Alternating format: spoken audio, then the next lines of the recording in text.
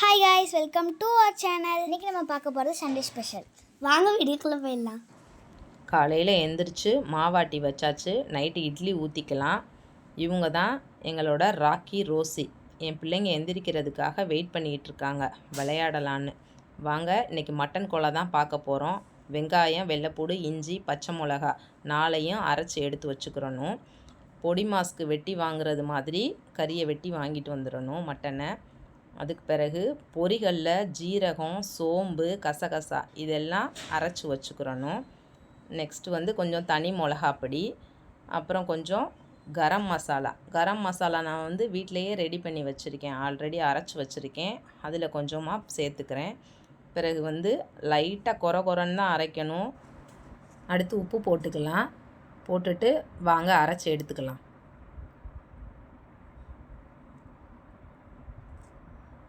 அரைச்சி எடுத்தோடனே வேறு பாத்திரத்தில் மாற்றிட்டு மிளகு பொடி கொஞ்சம் போடணும்.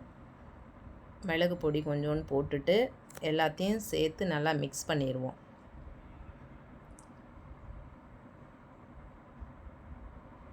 மிக்ஸ் பண்ணிவிட்டு நம்ம அப்படியே வச்சுருவோம். அடுத்து நம்ம மட்டன் குழம்பு எப்படி பண்ணுறது பார்ப்போம். வெங்காயம், இஞ்சி, வெள்ளைப்பூடு, ஜீரகம் இதெல்லாம் சேர்த்து நம்ம அரைச்சிக்கிறணும்.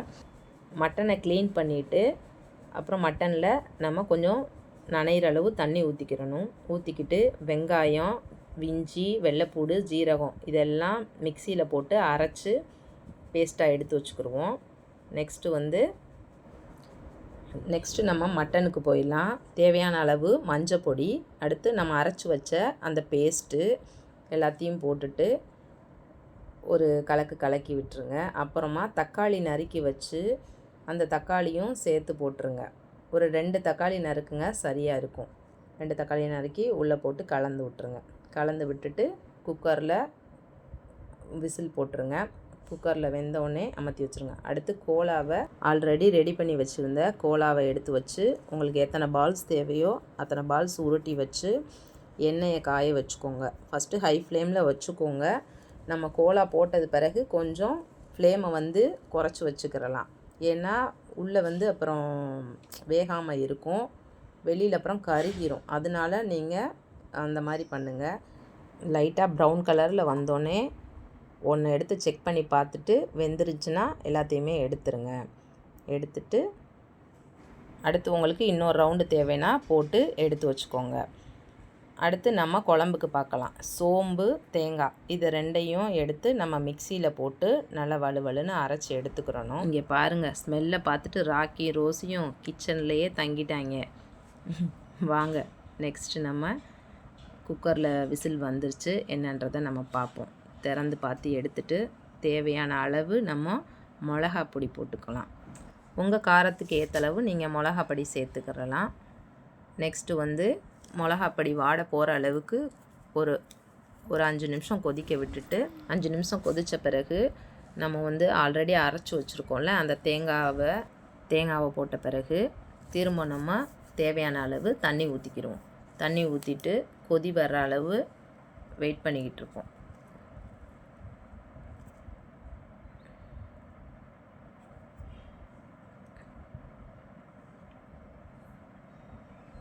நல்லா கொதி வந்துருச்சு, கறி வெந்திருக்கும்.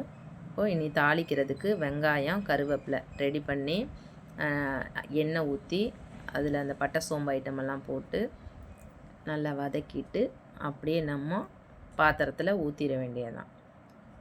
குழம்ப ஒரு 2 கிண்டி விட்டுட்டு எல்லா பக்கமும் பரவுற மாதிரி கிண்டி விட்டுறணும். அவ்வளோதான், மட்டன் குழம்பு ரெடி ஆயிடுச்சு. நெக்ஸ்ட்டு நம்ம சாப்பிட்லாமா? எல்லாத்துக்கும் சாப்பாடை தட்டில் எடுத்து வச்சாச்சு.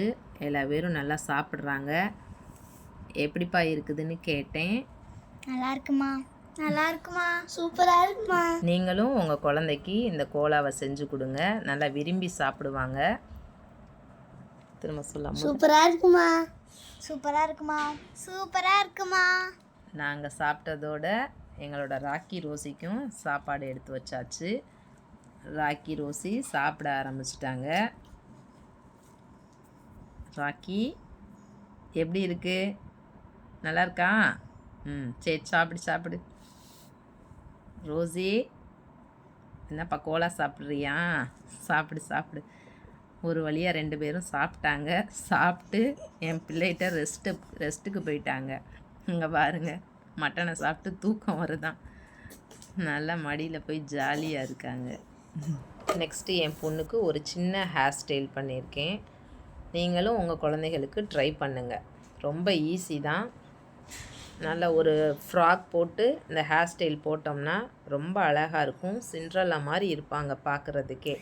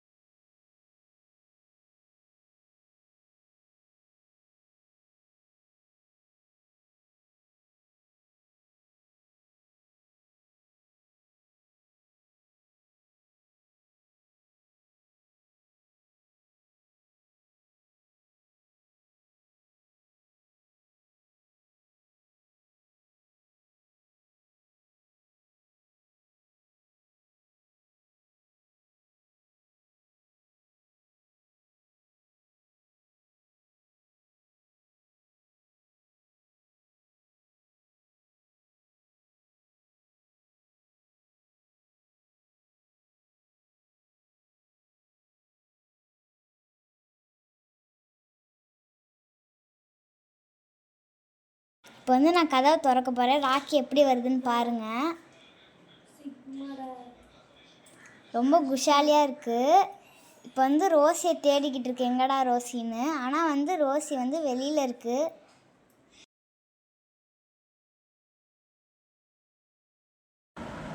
இந்த வீடியோ உங்களுக்கு பிடிச்சிருந்தா லைக் பண்ணுங்க, ஷேர் பண்ணுங்க, மறக்காம சப்ஸ்கிரைப் பண்ணிருங்க. பாய்.